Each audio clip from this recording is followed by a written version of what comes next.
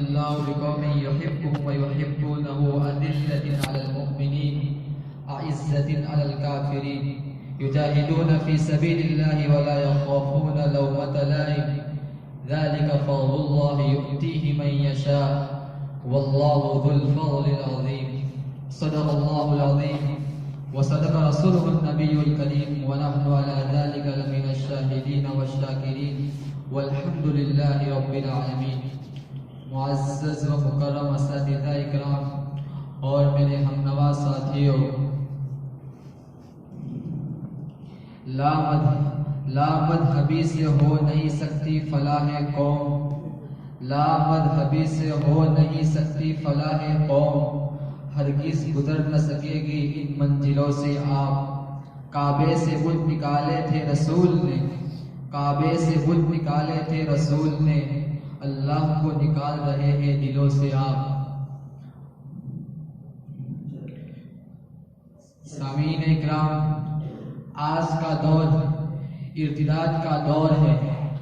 لوگ آئے دن مرتد ہوتے جا رہے ہیں، بلکہ ایک ایسا ارتداد کا سیلاب بہہ رہا ہے کہ صرف نوجوان لڑکے اور لڑکیاں نہیں بلکہ ادھے عمر کے مرد اور عورتیں بھی مرتد ہوتی جا رہی ہیں. لیکن کیا آپ نے کبھی غور کیا کہ اس ارتداد کی وجہ کیا ہے؟ اس ارتداد کی وجہ اگر کوئی ہو سکتی ہے تو وہ اصلی تعلیم ہے. اس اصلی تعلیم کی بنا پر لوگ مرتد ہوتے جا رہے ہیں. ہم نے کبھی غور نہیں کیا کہ اس اصلی تعلیم کے اندر کیا خرابی ہے. حالانکہ علماء اکرام 50 سال پہلے سے پکار رہے تھے، اے انسانوں، اے لوگوں، اے قوم مسلم، تم اس اصلی تعلیم کے اندر آنکھ بند کر کے مت کود پڑو. لیکن لوگوں نے علماء کی بات نہیں سنی. پھر اس کا نتیجہ کیا ہوا؟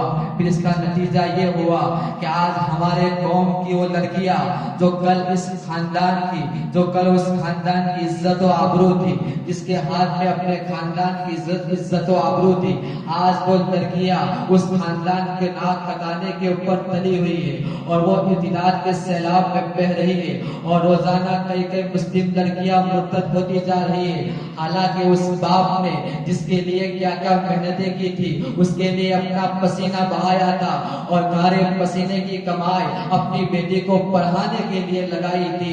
لیکن جب باپ کو پتا چلتا ہے کہ آپ کی بیٹی مرتد ہو گئی ہے، آپ کی بیٹی پرانے گیر کے ساتھ بھاگ گئی ہے، اس باپ پر کیا گزرتی ہوگی؟ یہ کسی ایک باپ کا واقعہ نہیں ہے، بلکہ آپ غور کریں، ہندوستان کے اندر ہر صوبے کے اندر، بلکہ ہر ضلع کے ہر گاؤں کے اندر یہ واقعہ پیش آ رہا ہے کہ مسلمان لڑکیاں مرتد ہوتی جا رہی ہے. ارے یہ تو صرف مرتد ہونے کا واقعہ نہیں، بلکہ چشم فلک نے وہ واقعہ بھی دیکھا. ایک مسلم لڑکی گھر سے نکل نکلی کہ میں جا رہی ہوں فلانے گیر سے نکاح کروں گی اور میں اپنی زندگی اسی کے ساتھ گزاروں گی. اس نے اتنے پر ہی بس نہیں کیا، بلکہ اس کے ساتھ نکاح کر کے اسی باپ کے گھر کے سامنے گھر لے کر رہنا شروع کیا. اور گھر سے جب نکلتی تو سر کے اوپر سندور لگاتی اور ساری پہن کر نکلتی. ارے ذرا سوچو اس باپ کے اوپر کیا گزرتی ہوگی، جس بیٹی کو اس باپ نے کتنے ناز و نام میں پالی تھی. آج وہ باتیں آج وہ بیٹی اس باپ کی عزت کی نمائش کر رہی ہے، اس باپ کی عزت کو بیچ رہی ہے. لیکن قصور ماں باپ کا ہے، اس لیے کہ ماں باپ نے اصلی تعلیم کا زور دیا لیکن دینی تعلیم کا زور نہیں دیا. حالانکہ آج اصلی تعلیم کی نہیں بلکہ دینی تعلیم کی ضرورت ہے. پہلے بھی ضرورت تھی، آج بھی ہے، اس لیے کہ آج دنیاوی علوم ترقی کر رہے، بلکہ ماہرین تعلیم کا یہ کہنا ہے کہ پہلے 100 سال کے اندر دنیاوی علوم جو ترقی کرتے تھے، آج 10 سال کے اندر دنیاوی علوم اس سے زیادہ ترقی کر رہے ہیں. کل جو صورت ہمارے سامنے نہیں تھی، آج وہ صورت حقیقت واقعہ بن کر ہماری آنکھوں کے سامنے ہے. لیکن یہ دنیاوی علوم ہے. دنیاوی علوم لوگ کیوں حاصل کرتے ہیں؟ دنیاوی علوم لوگ اس لیے لیے حاصل کرتے ہیں کہ اس سے دنیاوی مفاد حاصل ہو، اس سے دشمنوں پر غلبہ حاصل ہو، اس سے دنیاوی مال و متاع ہمیں مل جائے، لیکن حقیقت یہ ہے کہ ہمیں دینی علم حاصل کرنا چاہیے، اس لیے کہ حقیقی علم وہی ہے، حقیقی علم کی بنا پر مخلوق اپنے خالق کو جان سکتی ہے، اپنے رسول کو جان سکتی ہے، خالق کی مرضیات سے واقف ہو سکتی ہے، رسول کی باتوں سے واقف ہو سکتی ہے، یہی علم صحیح علم ہے۔ لیکن آج دشمنان اسلام اسی علم کو بند کرنے کی کوشش کر رہے ہیں، اسی علم کو مٹانے کی کوشش کر رہے ہیں، اس لیے وہ مدارس کو بند کرنے کی کوشش کر رہے ہیں، وہ مکاتب کو بند کرنے کی کوشش کر رہے ہیں، دینی تنظیمیں اور اسلامی وضاحت رکھنے والے افراد کا وہ بائیکاٹ کر رہے ہیں، اور جہاں تک ان سے ہو سکتا ہے وہ اپنا اثر دکھلا کر لیتے ہیں، اسی لیے وہ لوگوں کے سامنے مدارس کو دہشت گردی کا اڈا بنا کر پیش کرتے ہیں، اور وہ چاہتے ہیں کہ مسلم قوم علماء سے دور ہو جائے، مسلم قوم مدرسوں سے دور ہو جائے، کیونکہ انہیں معلوم ہے جب مسلم قوم مدرسوں سے اور علماء سے کٹ جائے گی، یہ مسلمان نام کے مسلمان رہ جائیں گے، پھر ایک کچھ کام کے نہیں رہیں گے۔ اس لیے آپ تاریخ کا اوراق کو گردانے اور تاریخ کا مطالعہ کیجئے، جب جب بھی کسی قوم کے اندر زوال آیا اور جس ملک کی قوم ملحد ہوئی اور جس قوم کے اندر ارتداد آیا، وہاں کا سب سے بڑا اگر کوئی چیز اور کوئی سبب ہے تو یہی سبب ہے کہ وہاں مدارس کا نظام صحیح نہیں تھا۔ آپ روس کی تاریخ کو پڑھیے، جب روس کے اندر کمیونزم کا دور آیا اور کمیونزم نے وہاں سلوک قائم کر دیا تو وہاں کے لوگ روزانہ کئی لاکھوں ہزاروں کے اندر ملحد ہو رہے تھے، کیوں؟ وہاں مدارس کا نظام نہیں تھا۔ حالانکہ روس کا علاقہ جس کے اندر سجستان ہے، ترمیز ہے، بخارا اور سمرقند ہے، ماوراء نہر کا علاقہ ہے، یہ وہ علاقہ ہے جہاں محدثین پیدا ہوئے، جہاں سے امام بخاری، امام مسلم، امام ترمذی، امام نسائی اور امام ابن ماجہ، مفسر امام بیضاوی اور تفسیر کبیر کے امام اور ہدایہ اور تفسیر ابن کبیر کے مصنف اسی سرزمین سے پیدا ہوئے۔ لیکن وہاں کے حال دیکھو، جب کمیونزم نے وہاں پر تسلط قائم کر دیا تو وہاں روزانہ کئی لوگ مرتد ہو گئے۔ پھر جب کمیونزم کا دور ختم ہوا اور دینی جماعتیں وہاں پہنچی اور دینی جماعت کے افراد نے وہاں جا کر قرآن سنایا تو وہاں کے 80 اور 90 سال کے بڑے اور مرد وہاں آتے اور کہتے حضرت آپ کیا پڑھ رہے ہیں، یہ کون سی چیز ہے، ہم نے کبھی نہیں سنا۔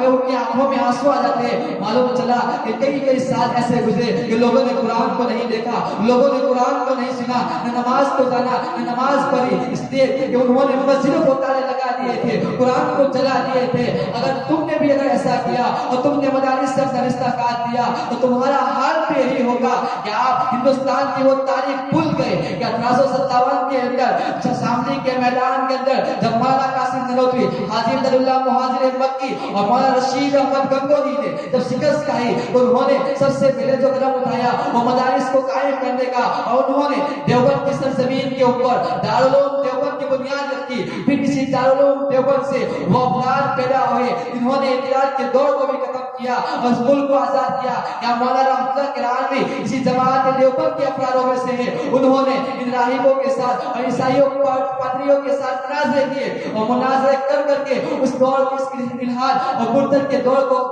کا ستیباب کیا۔ اسی دارالعلوم دیوبند کی پتی پرانی چٹائی پر بیٹھنے والے شیخ الہند مولانا محمود حسن دیوبندی رحمۃ اللہ علیہ، جنہوں نے انگریزوں کے خلاف بغاوت کر کے اس ملک کو آزاد کرایا۔ لوگ کہتے ہیں ارے مدارس نے ہمیں کیا دیا، میں تمہیں بتاتا ہوں کہ مدارس نے کیا دیا۔ کہ آپ بھول گئے اس دارالعلوم دیوبند سے ایک ایسا فرد پیدا ہوا جسے لوگ شیخ الاسلام کہتے ہیں۔ شیخ الاسلام کون ہے؟ مولانا حسین احمد بتی رحمۃ اللہ علیہ۔ یہ شیخ الاسلام وہ شخص ہے جس نے انگریزوں کے خلاف مجاہدانہ تحریک چلا کر اس ملک کو آزاد کرایا۔ لوگ کہتے ہیں مدارس نے کیا دیا، کیا بھول گیا امام محمد انور شاہ کشمیری کو؟ امام محمد انور شاہ کشمیری رحمۃ اللہ علیہ وہ شخص ہے جس نے علم حدیث میں مقام حاصل کیا کہ منکرین حدیث کی کمر توڑ دی۔ کیا آپ بھول گئے مفتی محمود حسن گنگوہی کو؟ یہ وہ شخص ہے جس نے رد پڑے دین کے خلاف مناظرے کر کے بڑے دین کو ختم کیا۔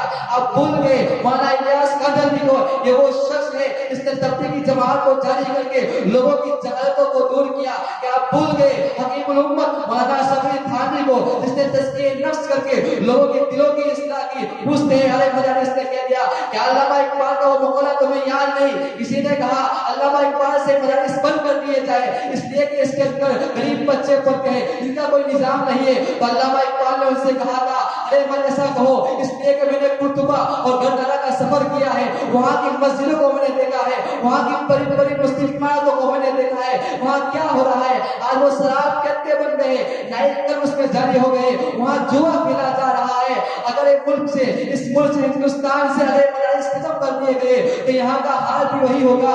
چاہے اس مدرسوں میں پڑھنے والے بچے غریب ہو، اس میں پڑھنے والے بچے یتیم ہو، اس میں پڑھنے والے بچوں کے کپڑے پھٹے پرانے اور ان کی ٹوپیاں میلی کچیلی ہو، رہنے دو، لیکن مدارس کو جاری رہنے دو.